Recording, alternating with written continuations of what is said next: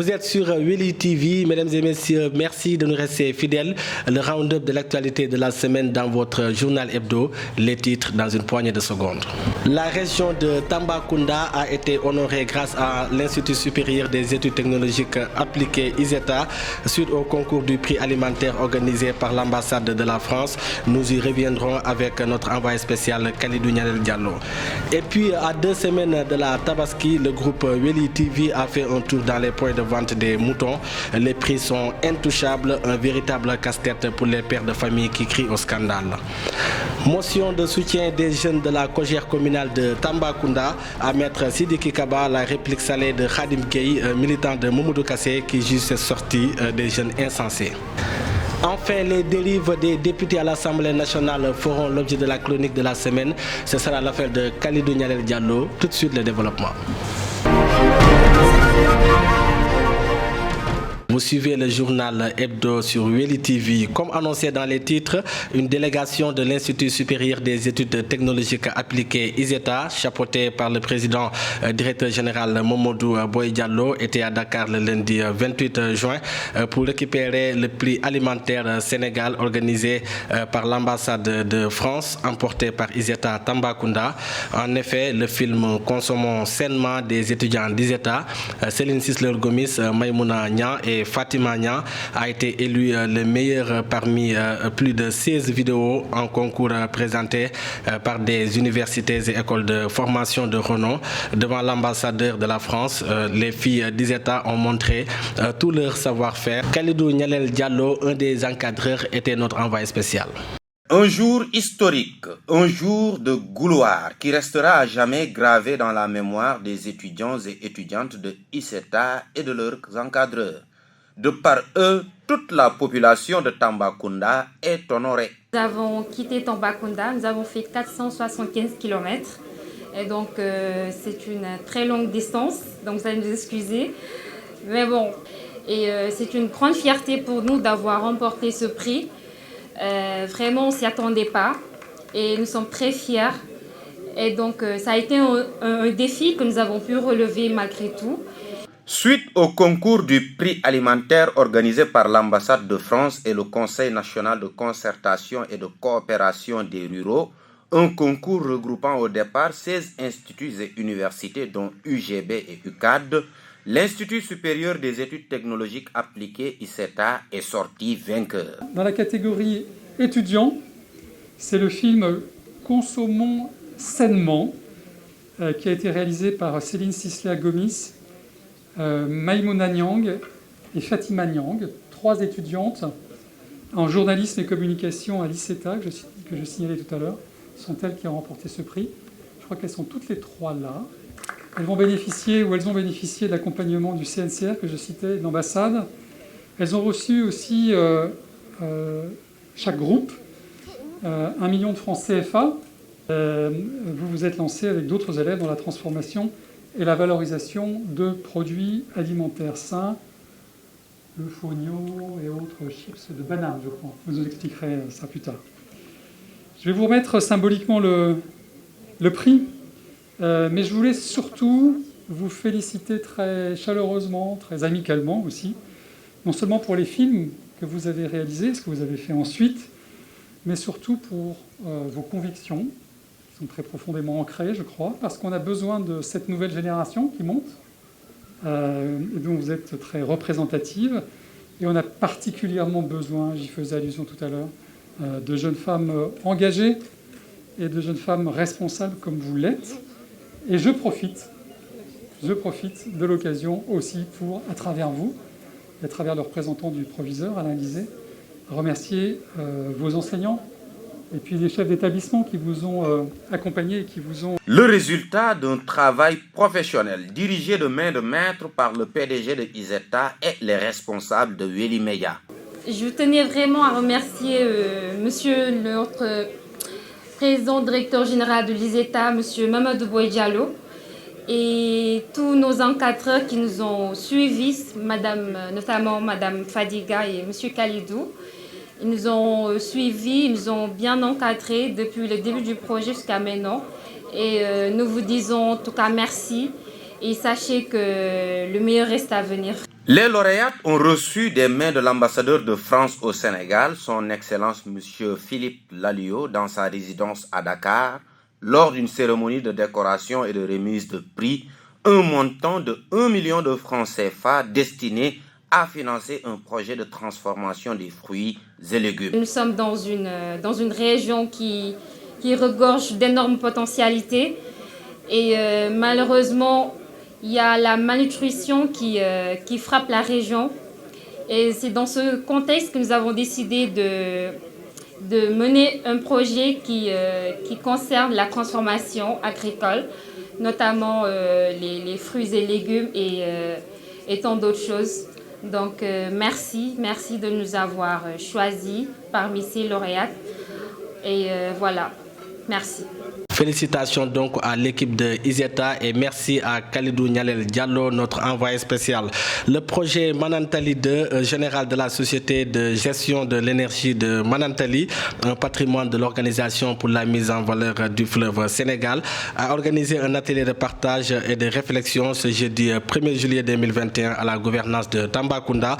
Un atelier de partage présidé par l'adjoint au gouverneur de la région avec la participation des autorités administratives et locales. Il s'agissait de réfléchir pour trouver un plan de gestion des enveloppes de 500 millions pour l'appui au développement local et l'autonomisation des femmes. Maïmouna Nia a assisté à la rencontre. La Société de gestion de l'énergie de Manantali Chogin va appuyer à hauteur de 500 millions de francs CFA 2 projets portant sur le développement local et l'autonomisation des femmes dans les communes impactées par les travaux de Manantali 2. Explique le responsable des questions environnementales, Abdoulaye Fall, lors d'un atelier de partage et d'échange à la gouvernance ce jeudi. Aujourd'hui, nous sommes là parce que tout simplement, il y a 2 programmes importants. Un programme d'appui au développement local, mais également un programme d'appui à l'autonomisation des femmes, qui sont des parties essentielles du plan de gestion environnementale du projet Manantali 2. Donc il est clair qu'aujourd'hui, nous allons passer à une étape importante, puisque les travaux sont bien avancés. Aujourd'hui, on peut dire que nous sommes pratiquement à 80%. Et pour être sûr de réaliser ces 2 programmes que je viens de mentionner, dans les délais, il était important de venir rencontrer les autorités pour qu'ensemble on réfléchisse. Réfléchir pour trouver tout simplement les projets qu'on pourra financer dans le cadre de ce plan de gestion environnementale. Nous avons une enveloppe de 250 millions pour l'appui au développement local, également une enveloppe de 250 millions pour l'appui à l'autonomisation des femmes. Et donc dans les 2 cas, nous voulons en tout cas que les projets qui vont être identifiés et proposés au financement soient faits de façon participative et inclusive. Donc aujourd'hui avec l'ARD, avec les maires qui sont légalement présents, parce qu'il y a 11 communes qui sont impactées, avec les autorités administratives, nous avons essayé en tout cas de réfléchir ensemble pour dégager les projets qui sont éligibles. Maintenant, après, il faut reconnaître qu'après, on va les soumettre à l'appréciation de la Banque mondiale. Cette rencontre a réuni les préfets, les sous-préfets et les maires des communes impactées de Belé, Sinthiou-Fissa et Kidira, situées dans le département de Bakel. Il est prévu d'accompagner les groupements de femmes à développer des projets porteurs de croissance pouvant améliorer leurs revenus financiers. Une appréciation fort positive eu égard à la démarche qui a prévalu, qui est de réunir tous les acteurs concernés de façon participative, élaborer ensemble, écouter surtout les élus locaux, parce qu'il est question de 2 projets à dérouler dans le cadre du plan de gestion environnementale et sociale du projet Manantali 2 d'électrification et un projet d'envergure sous-régionale. Et donc pour la démarche qui a été véritablement une démarche participative, appuyée dans le cadre de ces 2 projets d'envergure, le développement local d'une part, de façon collégiale, écouter les maires dans leurs projets d'envergure qui impactent le devenir des populations, surtout par rapport aux zones impactées par le projet. Donc l'autre programme d'envergure, entre dans le cadre de l'appui à l'autonomisation des femmes des zones impactées par le projet. Donc autant de satisfaction eu égard à la démarche surtout et eu égard à l'apport que peut apporter fondamentalement ces projets dans le bien-être de ces populations.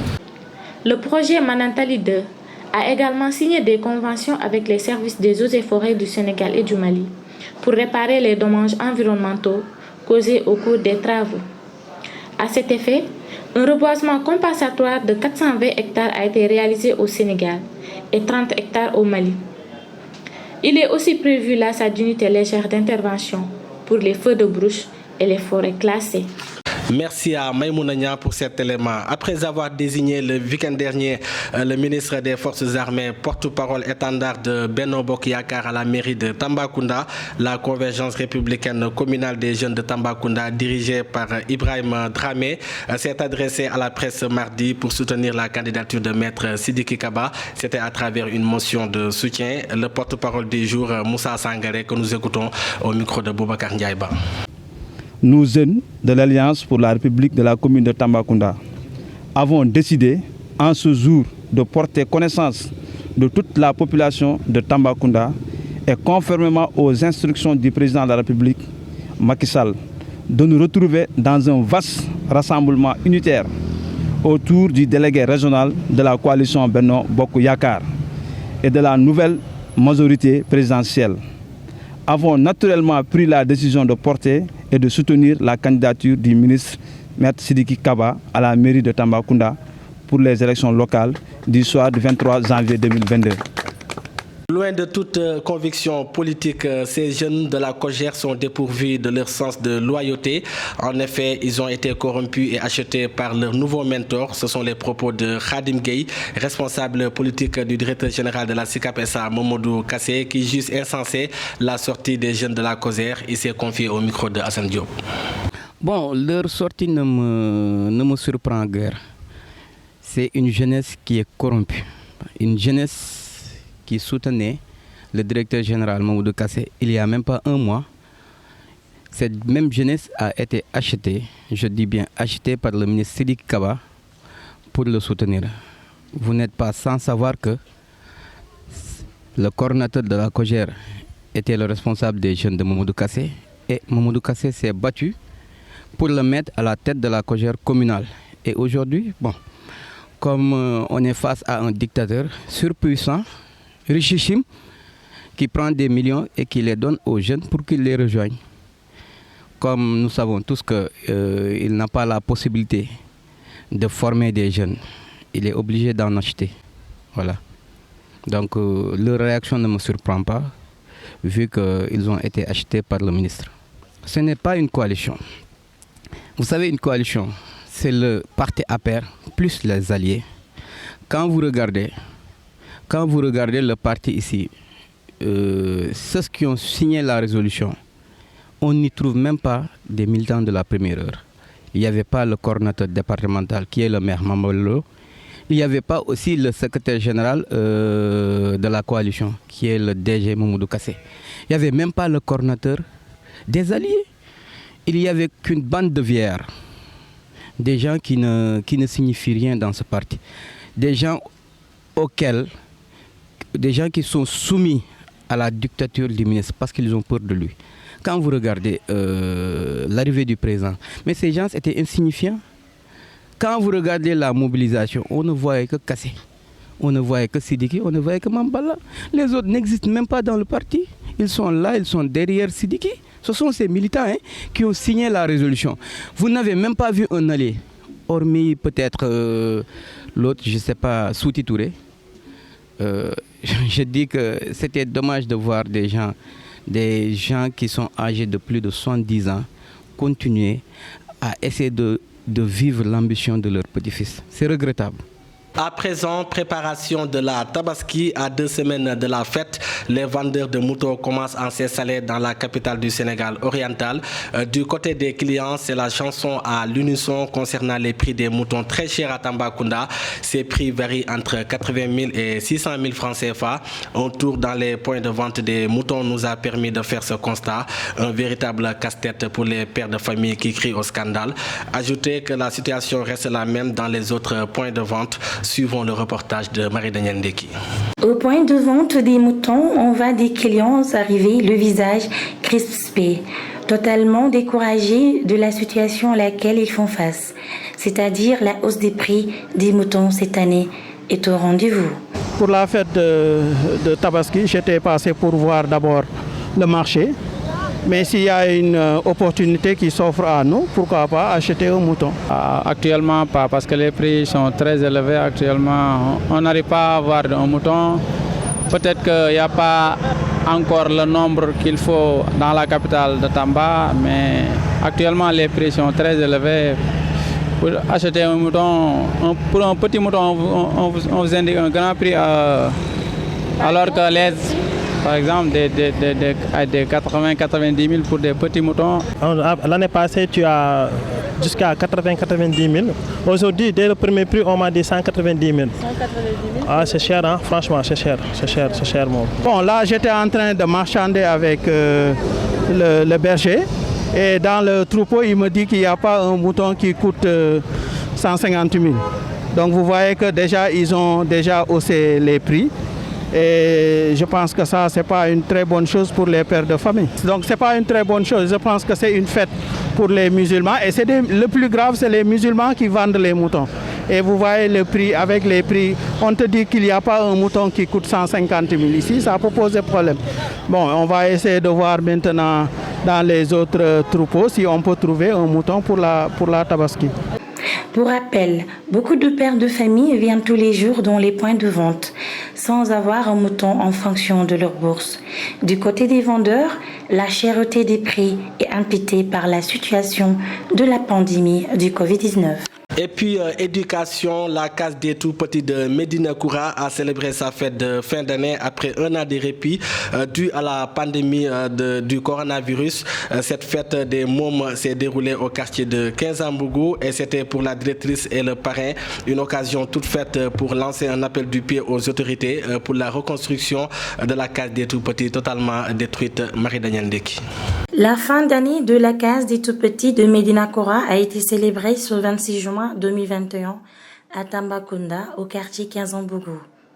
Le président de l'ASC du quartier Kinzambougou était le parrain de cette belle journée de la petite enfance. En fait, aujourd'hui, c'est un honneur pour moi d'être le parrain de cette fête, en tant que d'abord fils du quartier Kinzambougou et aussi fils de cette commune de Tambacounda.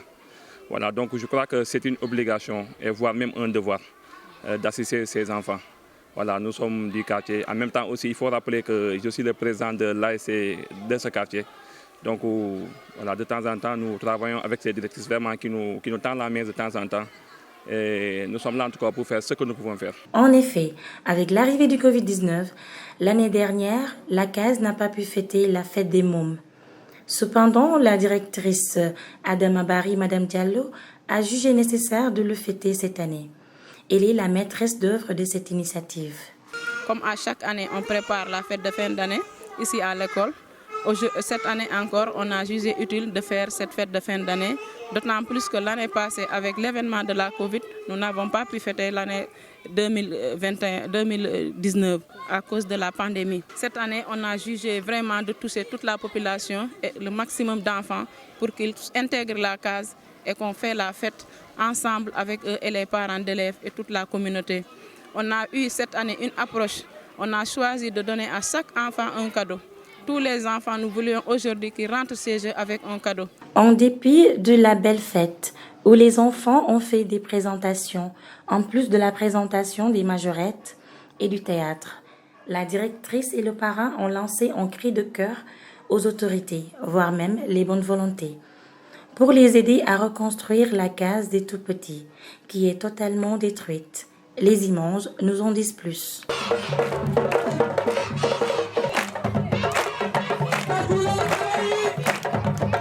La chronique de la semaine, c'est l'affaire de Kalidou Nyalel Diallo, focus sur les dérives des députés à l'Assemblée nationale. Bonjour. La semaine dernière, les Sénégalais, j'allais dire le monde entier, ont suivi avec amertume et désolation des scènes malsaines à l'Assemblée nationale du Sénégal. Des affrontements entre députés indignes d'un représentant du peuple devant les médias présents à l'hémicycle pour relayer la session de procédure d'urgence pour le vote d'une loi relative au terrorisme. Une loi jugée liberticide par l'opposition qui accuse la majorité de vouloir l'utiliser pour réprimer toute contestation à l'encontre du président Macky Sall. L'inquiétude de l'opposition et d'une partie de la société civile qui s'insurge contre l'adoption de ce projet de loi est qu'au Sénégal, un simple manifestant pourrait tomber sous le coup de condamnation pour terrorisme. Non, répondent les députés de la majorité, qui affirment qu'une grande partie de ces dispositions avait déjà été votée en 2016 et que cette loi ne vient que pour sécuriser notre pays qui est sous la menace d'attaques terroristes. Un texte de loi qui a fini par être adopté à 70 voix pour, contre 11 voix contre, sans surprise car l'Assemblée nationale étant largement dominée par la coalition présidentielle. Un vendredi 25 juin de tous les dangers, vu les débordements qui ont été signalés au cours de cette journée dans la capitale, nous rappelons cette journée noire du 21 juin 2011. Ce que nous déplorons avec la dernière énergie, c'est ce comportement irrespectueux envers les Sénégalais de certains députés ou députés, pour ne pas dire doupoutés. Oui, des insultes que mon éducation et mon statut ne permettent pas de reprendre, des invectives, des garous allés, des décentés, et j'en passe étaient au menu ce jour. Deux d'entre eux, que nous connaissons tous, se sont même échangés des coups de poing devant les caméras, se livrant ainsi à un vrai combat à l'image de celui de David et Goliath ou Messen et Gris Bordeaux, chacun se vantant après leur acte odieux d'avoir amené l'autre chez Ardo, le médecin chargé de soigner un lutteur blessé dans l'arène. Tchipiri, ces scènes que nous ne voulons plus voir prouve largement que la seule procédure d'urgence est de rappeler à ces doupoutés insulteurs ou boxeurs leur rôle qu'ils semblent ignorer. Oui, si notre voix était autorisée, nous demanderons au président de l'Assemblée nationale de convoquer un maître de CM2 qui se chargera de leur faire un cours magistral sur le rôle du député devant un projet de loi. Ne riez pas. Ils en ont vraiment besoin. Le miel est amer dans la bouche du malade. Et comme dit l'adage, du vulgaire, l'ignorance, toujours un autre reprend, parlant toujours sans séance ce que point elle n'entend. Voilà ce qui met fin au round-up de l'actualité de la semaine. Merci à l'équipe technique pour la réalisation de cette édition. Quant à moi, je vous donne rendez-vous la semaine prochaine.